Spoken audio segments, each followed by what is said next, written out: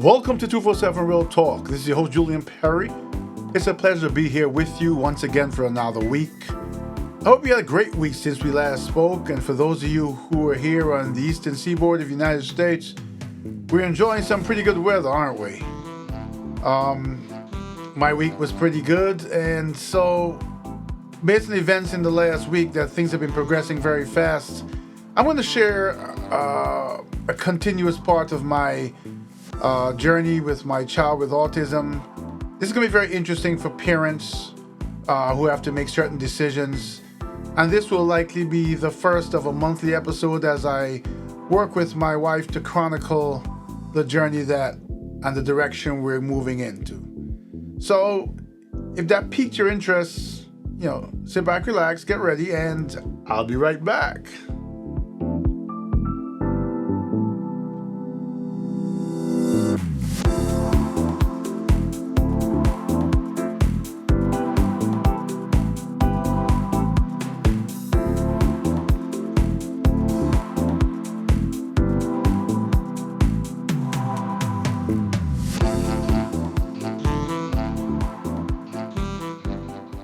So welcome back to 247 Real Talk Podcast. Like I said, I'm host Julian Perry. It's a pleasure to be here with you for another week.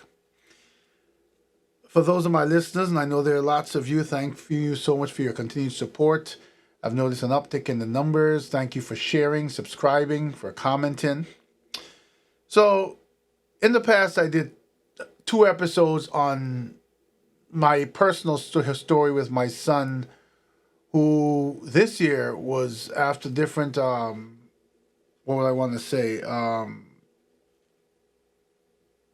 different bouts of different types of behavior, was tested for autism and scored very high on the autism spectrum. But we've been struggling because he's in that unique situation where he behaves normally for the most part. If you see him, if you interact with him, especially on a good day, you will not know that he's even autistic, much less scoring high on the autism scale. If you spend enough time with him, you begin to see it, and eventually you recognize the many challenges that he faces. So he went from, let me get this right, from 3rd grade to 4th grade. And what we noticed was in the first elementary school that he was in, he had his IEP done. For those of you who don't know, there's a whole examination process. You see different experts and they come up with this analysis of the behavior and the recommendations for what is needed for that child to succeed and be successful. So when he was in 3rd grade, I want to make sure I get this right. When they were teaching him English, for instance, every night when they gave the students words to take home to learn to spell, my son would get a different set of words. And those words were based on testing that was done that matched the level where he was. What we noticed was like by the middle of the semester, he had caught up to on par with the rest of the students in the class. So he was given the necessary attention and the right type of teaching to get him there. He also has things in his, that are, and this IEP is sort of legally binding, right, in a medical term. Let me say that correctly, meaning that the services that they recommend, especially in public school, must be provided. And I mean, I have to tell you, it is amazing as you get immersed into this world of trying to help your autistic child, if you are diligent enough. And I can tell you, I'm not the one who scores the highest marks for being diligent. My wife is persistent, tenacious. Everything that's out there that can help our child, she's going to find it and get it done. So he is also supposed to get extra time when he takes tests because it takes him a little longer to process, especially if he has to read and then analyze, and then answer. I think at one point there was even some recommendation that the questions be read to him. And we would notice that when he's doing his homework, if we read the questions to him, especially like in math, he would get the answer quickly and get it right. His struggle would be the English part of it, reading it and understanding it. So now he's gone to fourth grade. And what we found is they're not giving him the words in the same manner as they did before. So he's coming home with words that are above his level and he's struggling.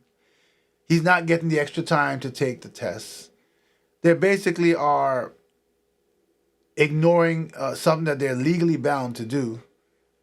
And we're watching since the semester started to now, so September to now, how much or the lack of progression like the other classes he was in.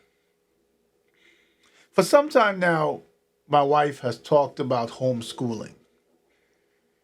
And when she first mentioned it, I have to tell you, I'm guilty of completely dismissing it. But I don't think I dismissed it out of, oh, that's a foolish idea or whatever. I didn't even give it that level of thought because the thought of homeschooling, for what I know about homeschooling, brought me instant anxiety and fear that the children or a child homeschooling today would likely not be competitive, would not get the required learning and the required classes and support and all those things to make it. So after we discovered these things that are lacking in the school, my wife went to several of the meetings with the principal, etc. My son was supposed to get a Chromebook. He just got it last week after she went in. This was supposed to happen since school started. We're now in almost November. She had to go complain to the principal and put pressure on them for them to provide things that the IEP said and all the doctors said he must have. So I guess even before she made me aware of it, she had been looking deeper and deeper into homeschooling. She visited relatives who homeschool all of their kids. And lo and behold, the things that she found out that she's now exposing me to is how much the world of education has changed and how much there is out there to offer. And statistically, children who are homeschooling are way ahead of children who are in public schools and even private schools. Now, how could that be? Well, as I begin to learn of this vast homeschooling community that exists out there, I find out that there are programs where the child gets to sit in front of a computer. There are live classes and recorded classes, depending on which program you choose, and there's lots of programs out there. They offer not only curriculums that are similar to and above the normal school curriculum, because remember, it's not a whole classroom of kids in one location. They offer a wide variety of subjects that can be tailored to your child's interests. Many of them, if you choose, depending on what you choose, are accredited. When your child completes, they can go all the way through high school homeschooling and get an actual high school diploma, a really accredited diploma. And they can, again, if they have an interest, they can, from very early on, get exposed to the classes and the teaching in a methodical manner that puts them way ahead of being in the typical classroom. Now, when my wife talked about homeschooling, we have two children. My daughter is younger than my son. She's in third grade, and she is already doing fifth grade math. She is very academically inclined. The more research we did, the more research she did, we found that many students who are homeschooled have associate degrees, college degrees at 13 and 15 years old. Now, hold on. I know what you're going to say. Oh, well, it sounds like you're just pressuring this child into academics and they have no life. Well, that's not true, because that was one of my fears. What I found out through my wife edging me on and forcing me to have a more open mind about this. When you go into the homeschooling community, each community, each neighborhood, wherever you live, that community, I'm using the word community as the body of homeschooling in your area, geographically as well, have social events almost every night of the week. So they create a social environment for the children. So in addition to doing your schoolwork in front of the computer, you can go to all soccer games, movies, play dates, all these things, just like if you're in school, but with like-minded kids similar to you who are going through the similar type of teaching, and in many cases who are also far, have moved further ahead than they would have been if they were in public school or a regular school system. So the social part, I began to relax about that because I realized that not only is it available, but she would be diligent with it. We found out that all those services that the school is saying they couldn't do, where the extra time in for the tests and reading the questions to him, because they sometimes they only have one teacher, or they don't have enough teachers or assistants per number of students in the class, he can get at home. We already have one person who comes in 4 days a week from 3:30 to 6:30 that works with him with social skills. So all the services, even the ones that we struggle to get in public school, we can get in our home. He doesn't have to wake up to catch a school bus at 7:40 in the morning. He can wake up at 10 o'clock in the morning if he wanted to, if that's the schedule you set, or 9 o'clock or whatever. They're because they're sitting in front of the computer, and because the teaching is tailored specifically for them based on their evaluation, they do maybe 3 hours of school a day. So if they start at 10, say by 1:30, they're done for the day, maybe even earlier. Many of them, I found out in all the research, get so far ahead that their school year goes from like September to April. After April, they're done till September again, and they've accomplished all of the classes. Now understand something. This is not something you're doing where, oh, I look back, oh, he did this, I'm satisfied, it's okay. No, when they do these computerized class, they take the same tests, and even higher level tests than the average school, and the results are recorded, and they go to the district boards and the boards of education. So all of the requirements that are necessary for a student in a public school or a conventional school are similar in terms of ensuring that the child is meeting the requirements to go to the next level. The beauty is that the child can work at their own pace. The beauty is that if they get something wrong and they need to go over it 15 times, that's not a problem. They're not inconveniencing another child. They're not inconveniencing the classroom. They're not irritating a teacher. So when they get it, whatever they're struggling with, there's so much in resources out there to help them. And when they get it, they really get it. So I started doing the general research into, is this really true?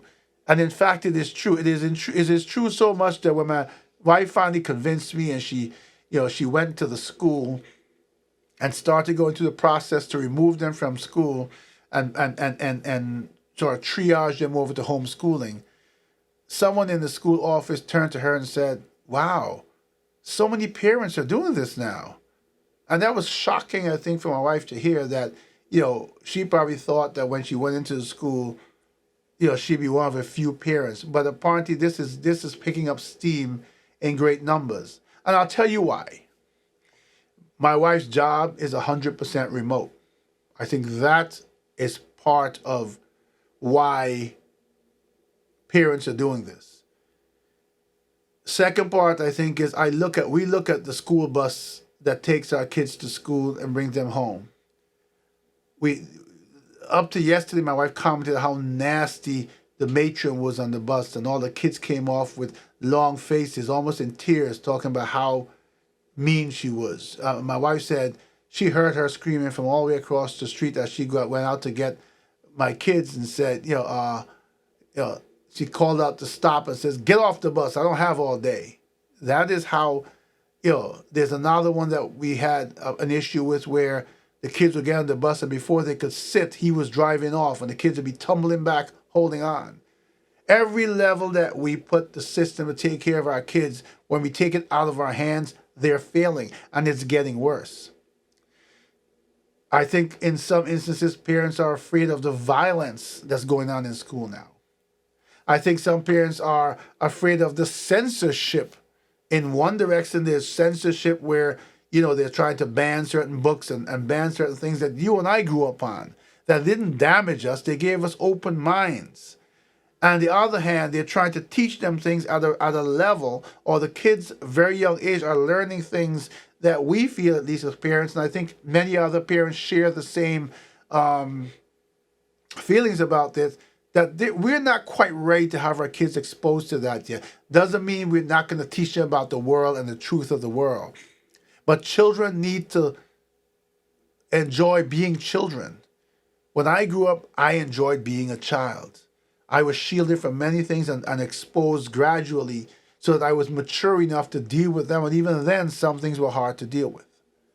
So you can imagine, you try to raise your child, and in most cases, if you don't have the ability to work from home remotely and you have to send your child to school, how many parents are frustrated, worried, get on their knees every night and pray as hard as they could for their children because they have a child at home that they do their best to raise in the right way, and then you lose them in the school system, and the child that returns home is not the child that you raised. The things that they're learning, the things that they're doing, the things that they're saying, the things they're exposed to. Okay? And on top of that, what about the bullying that's going on now? We've had situations where even parents have bullied kids. I remember one case, I've referenced it multiple times, where the parent, I think she was sent to prison. She bullied the girl until the girl committed suicide. What about all these things that are happening in our society, that are being allowed to happen, our children are being exposed to? It's time for us to take control. When I grew up, school was not only a place of learning, it was a place of expanding, a place of growing, but a place of safety.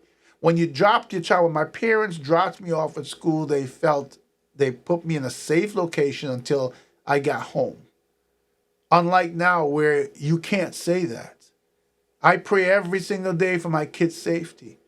From the time they even get to the school buses, even the school bus drivers don't do what they're supposed to make sure your child gets to school safely. Some of them drive like maniacs. I've driven behind them and watched how they drive. So, knowing that my children will get the social skills, the social exposure, knowing that they will get curriculums that will allow them to explore subjects that are not even taught in school, that they'll find their niche and have a better chance early in life at being successful, knowing that they can get ahead in life by being further along at a younger age if they so desire it, if that so suits their abilities, knowing that no matter where they are academically, they will get the teaching and the support that they need to take them level by level. My son, who has the challenges of autism, will get every resource he needs now to take him to where he needs to be. No more schools saying we don't have this or we don't have that, because the organizations that are around this homeschooling make sure you have the resources. Most of them, like I said, in your home. I think there's one or two of them. I think there might be a speech one that my son is basically done with speech therapy. He speaks beautifully, but I think there's a group class on Saturday where they still go and it's social, and they also do speech therapy just to make sure that they maintain that level. I think it's a beautiful thing. I have to be honest with you, even now that my wife has begun the process, I still have a little bit of fear. But my fear is really, and honestly, I have to be honest, it's not really justifiable fear. My fear is from comfort zone. My fear is from, just like when I started this podcast, stepping out of my comfort zone. For many years, I have been a photographer and a videographer, and I've always been behind the camera. As you see me speak with you today on YouTube, and am I seem more comfortable now, which I am, I was terrified when I did my first episode to get in front of the camera. I had no clue how to be natural. Now it's just like having a conversation with you. We've become friends. And this has become a norm for me. So I suspect that as time goes by, I'll become more and more comfortable. So the plan is, I don't know if we'll start this month or next month, but the plan is, as you know, I release an episode every week. One of those episodes each month will possibly be a monthly update as to the progress of the homeschooling, because I think this is very valuable for parents who are struggling with kids who may have remote work and not realize that they can get all the benefits to their kids. In some states, I didn't get to speak with her to understand what New York gives. In some states, and this podcast goes across the world, in some states they pay the parents as much as $3,000 to stay home and take care of the kids, because that they get sort of a partial stipend as being a teacher then. So if it's a situation where there are two breadwinners or there are two incomes and one can afford to do that, then you can afford to stay home, make sure your children are successful. Those of you who have remote work, you don't need to watch the child. Let me make this point too.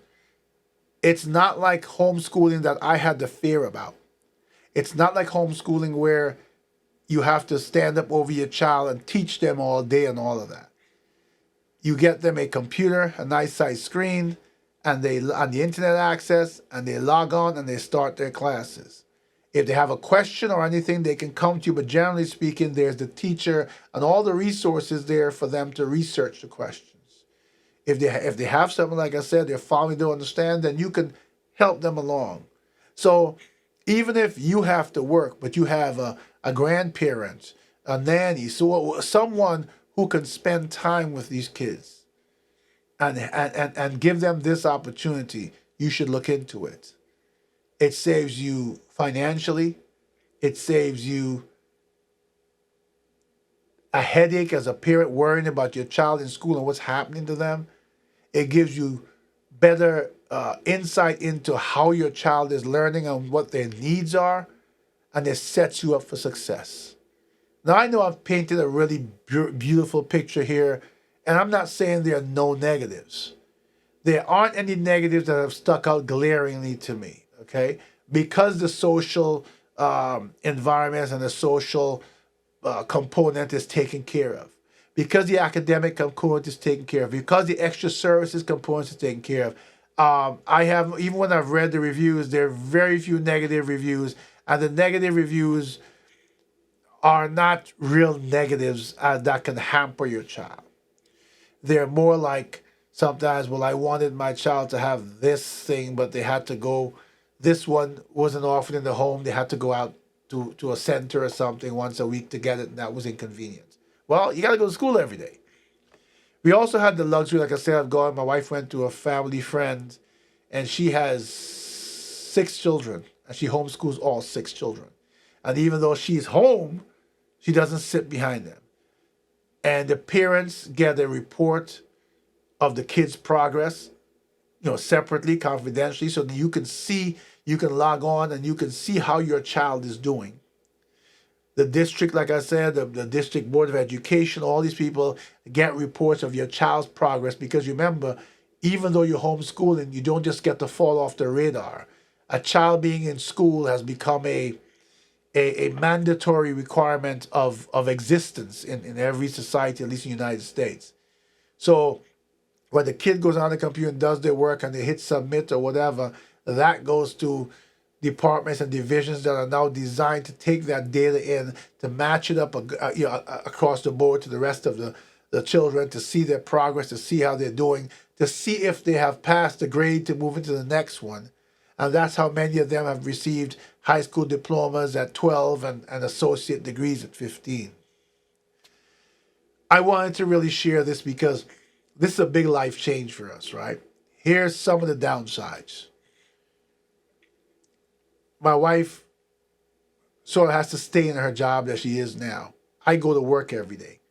She's 100% remote. She doesn't have the luxury of going to get another job, a higher paying job, in advancement, if it doesn't offer remote.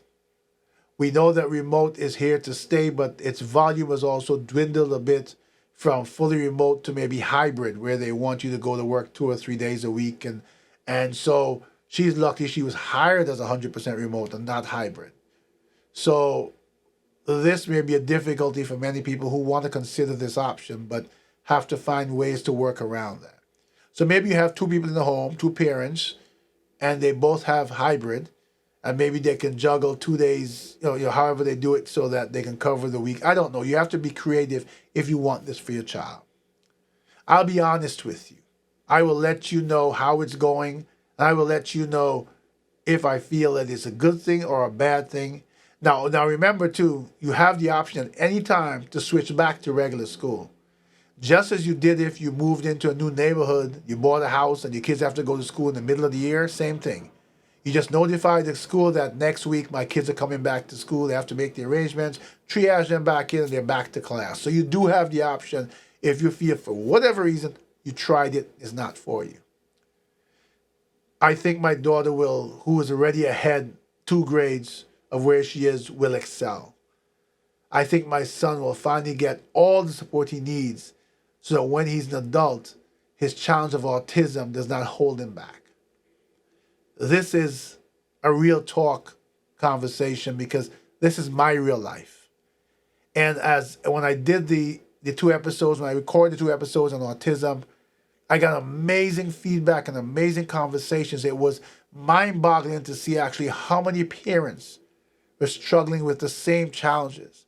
Some were looking for information. Some were just looking for a friend. Some were just looking to bounce ideas off of. I got so much conversation and interaction. I'm looking for the same here. For those of you who listen to the audio and watch the YouTube, share this episode, please. I always ask you to share every episode, but this is really critical for our young children. Look at our world today. Look at what's happening in our world today. If you have anyone that you know who has kids that are in any level up to high school, kids that may be struggling, kids that are going to school and are going wayward because of the school they have to go in. Because remember, if you don't live in a great neighborhood, but you are struggling your best with your children, you're trying. If you have the opportunity to homeschool by whatever means, even thinking outside the box to figure out how you could have supervision for them just in the environment, right? Not over them, teaching them. That's what the curriculum and the computer is for. It is something for you to think about. Be creative because our children today are the future tomorrow. I will continue to share this personal challenge with you. I will share my fears with you. I will be an open book with you. I ask you, please, after finding out how big this community is, how many parents are actually pulling their children out of school for homeschooling, and how many parents are struggling and are looking for resources, I ask you, I beg of you, if you haven't shared this podcast before, please like, comment, subscribe, and share. These are conversations, much like the others, that we can benefit from.